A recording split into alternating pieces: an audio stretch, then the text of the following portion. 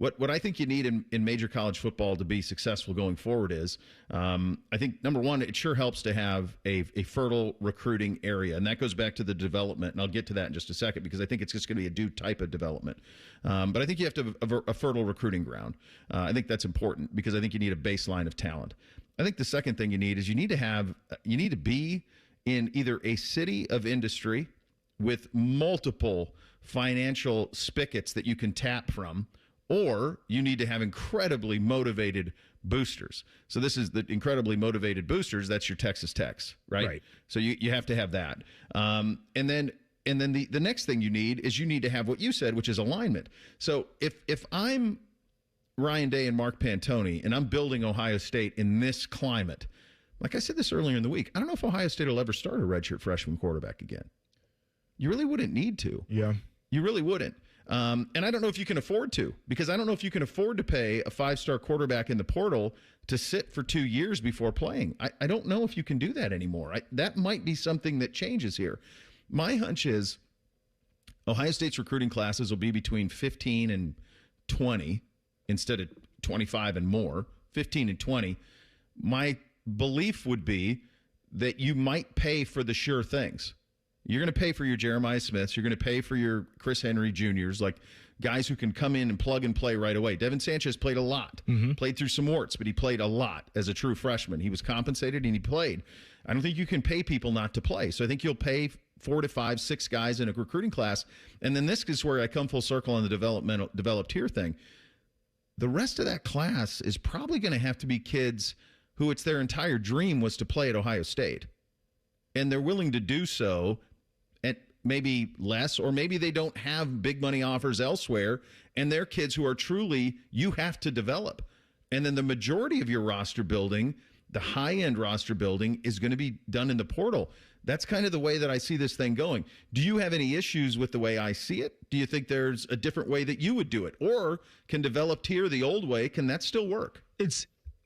I don't know if it can still work for everybody. I think it can work at some places. Georgia has been a team that hasn't had a ton of roster turnover, and they've largely built through high school recruiting, and they don't have a ton of transfers or guys that really leave.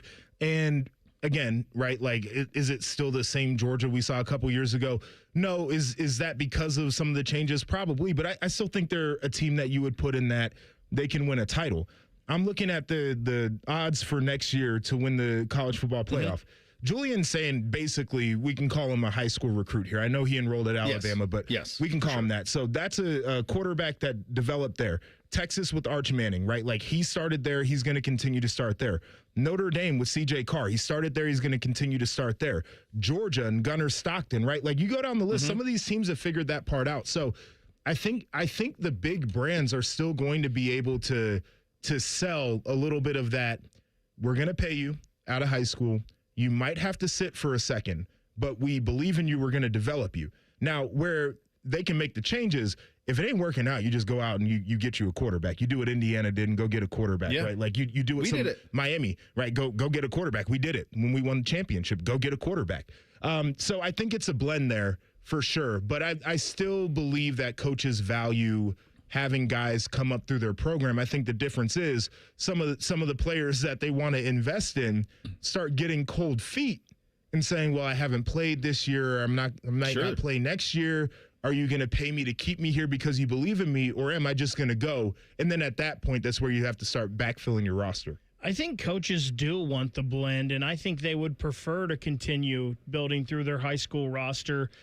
But I just think of, like, Quincy Porter and Mylan Graham, and I don't know how much money those guys got this year for sure. You hear rumors, but you can't pay someone $1 million or more than $1 million to come on your team and play on your team and not play. True. Not contribute. And until there is some kind of rules put in place, which I don't know, we may be past that by now, it cracks me up when I see these Ohio State coaches right now out on the recruiting trail and offering kids for 2028. Like, what are we even doing?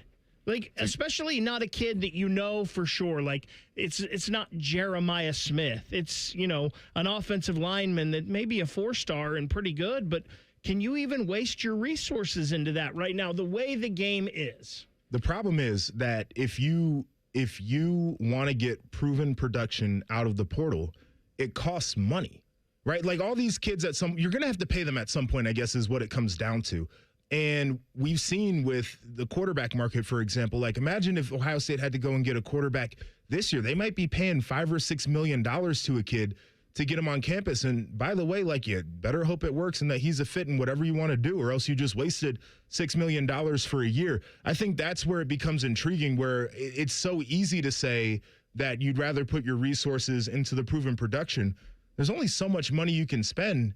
And to get a high-end guy that would play at a place like Ohio State, if you're grabbing him out of the portal, the price tag is certainly going to be high. The kids that you mentioned, Porter and Graham Bake, think Scott West too, right? The two defensive backs, one's at Wisconsin, ends up at Oregon. Those were kids that I think, if you to a man, they would have thought, well, you're going to contend for playing time and be a starter. Like it's time. Like you paid your dues.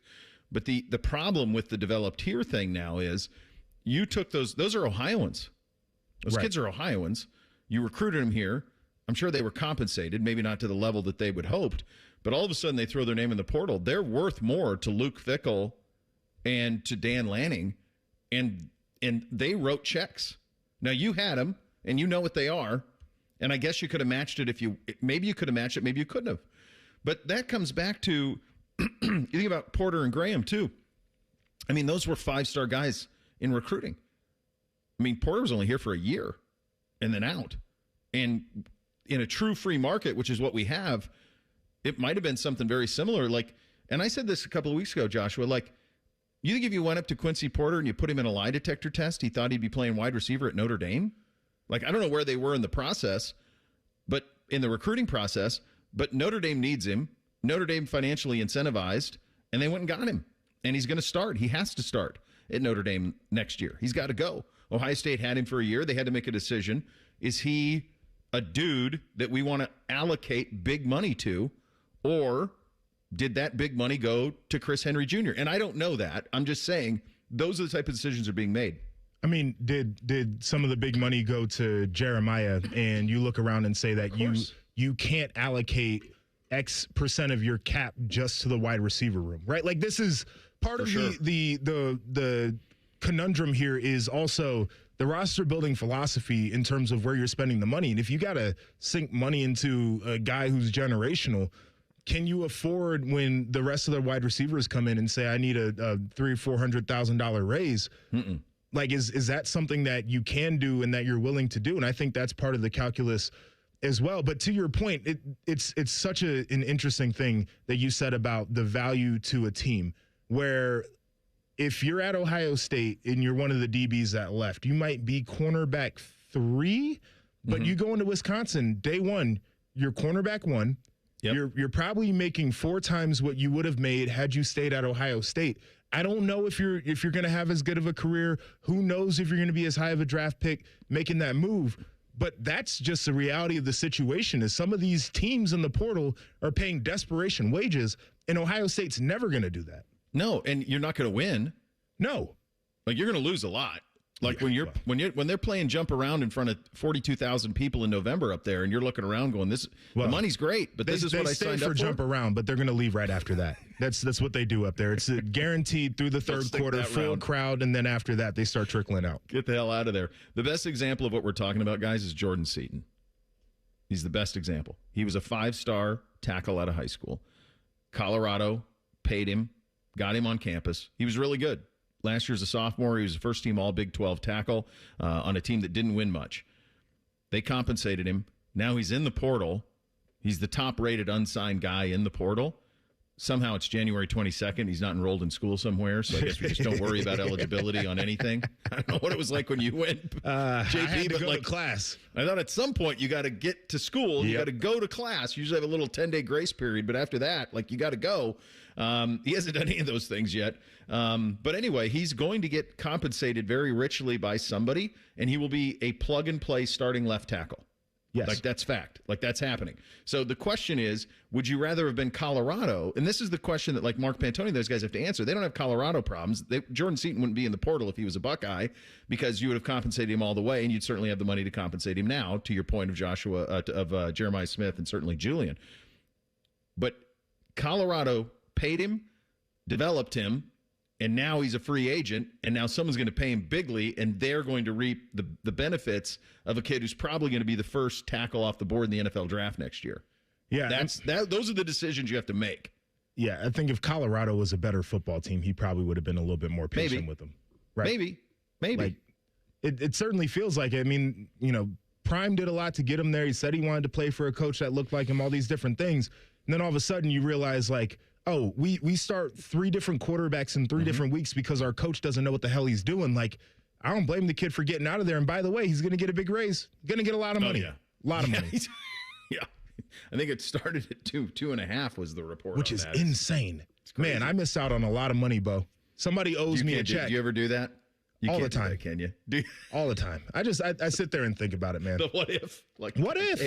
Dang it, and I'm fine, guys. I'm fine. I do well. I'm A-okay. Yeah. I like my life. But, man, missed opportunities.